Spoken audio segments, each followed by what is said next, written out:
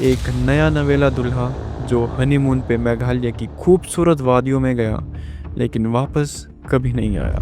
Instagram story डालती है, फिर फ़ोन को खाई में फेंक देती है। मुझसे ये शादी ज़बरदस्ती करवाई गई थी। मैं रात से प्यार करती थी और मैं इस रिश्ते से बिल्कुल भी खुश नहीं थी। एक नया नवेला जोड़ा, एक सपनों वाला हनीमून और एक खौफनाक साजिश। जो सफ़र प्यार का होना चाहिए था वो मौत का बन गया। राजा रघुवंशी एक नया नवेला दूल्हा जो हनीमून पे मेघालय की खूबसूरत वादियों में गया लेकिन वापस कभी नहीं आया। जब उसका शव मिला तो सच सामने आया कि ये एक हादसा नहीं बल्कि एक प्लान मर्डर था और खूनी कोई और नहीं, उसकी अपनी नई नवेली दुल्हन सोनम। राजा रघुवंशी एक 29 साल के ट्रांसपोर्टर थे इंदौर से, जिनकी मई 2025 में शादी हो जाती है एक लड़की से जिसका नाम था सोनम। शादी होने के बाद 20 मई को दोनों हनीमून के लिए मेघालय जाते हैं, एक ऐसी जगह जहां पहाड़ों की खामोशी आपसे कुछ भी कह जाती है। लेकिन ये खामोशी उस वक्त टूटी जब राजा गायब हो गए। 23 मई की सुबह राजा और सोनम एक लोकल होम स्टे से चेकआउट करते हैं। उसके बाद उनकी रेंटेड स्कूटी एक रोड साइड पर मिलती है। चाबी लगी हुई होती है लेकिन कोई नहीं मिलता। राजा को कॉल करने की कोशिश करते हैं लेकिन उनका फ़ोन ऑफ जाता है।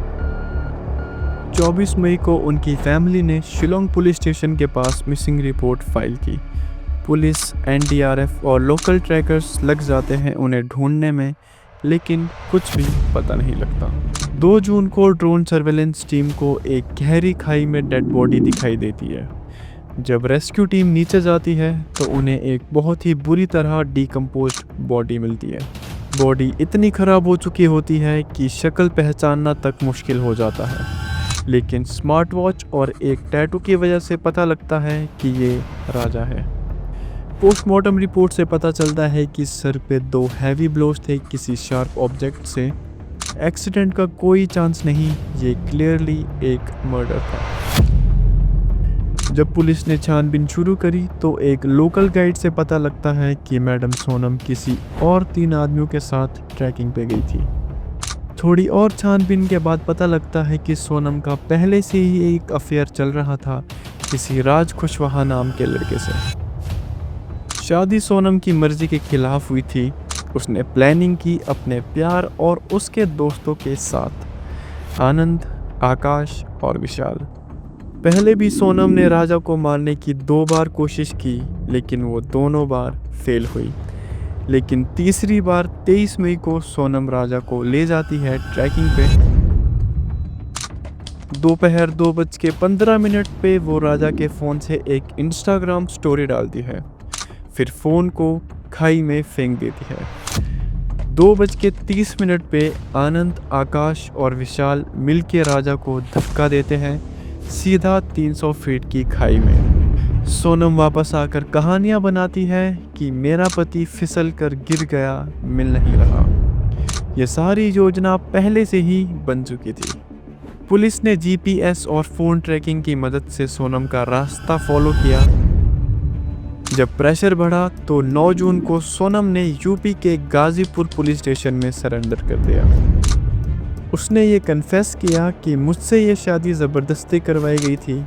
मैं रात से प्यार करती थी और मैं इस रिश्ते से बिल्कुल भी खुश नहीं थी। बाकी के 4 लोग भी अरेस्ट हुए और अब पुलिस को लगता है कि और भी लोग इस कंस्पिरेसी में शामिल हो सकते हैं। राजा के परिवार का कहना है कि सोनम ने शादी से पहले ही धमकी दी थी, अगर ये शादी हुई तो मैं अंजाम की जिम्मेदार नहीं रहूँगी।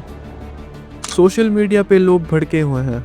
इतना प्लान मर्डर सिर्फ प्यार में नहीं, इसमें पैसे का भी मोटिव हो सकता है, ऐसा लोग कह रहे हैं।